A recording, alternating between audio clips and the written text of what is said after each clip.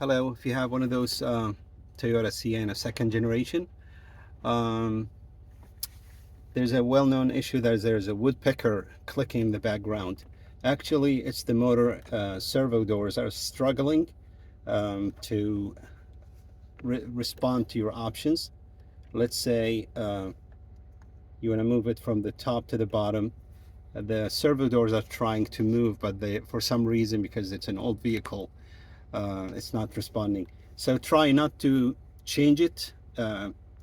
Replacing it costs a lot of labor and it's very difficult. It's a very hard place to reach, and even the part sometimes is not going to be more than $100 from the dealer, but it's a lot of labor.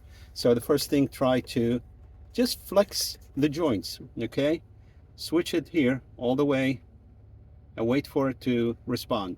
So the air is going to start coming from, the dashboard, and then push it all the way back. And I'm going to show you how these things works. Just look down there where the gas pedal, okay?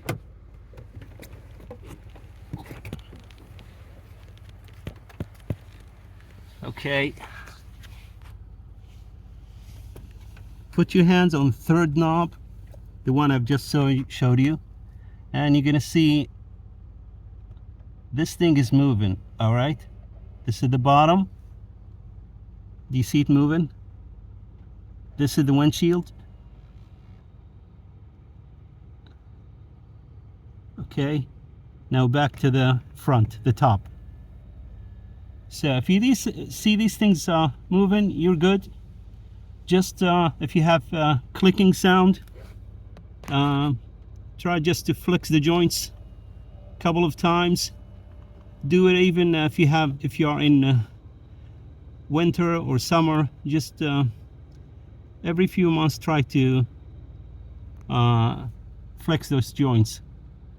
Okay, this is the front, the top. Okay, this is the bottom.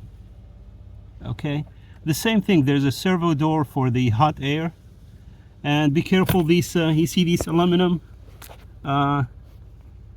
thing, don't touch it. There's coolant hot, try not to touch them. Okay, so this is what we have here, and if they're moving, you're good.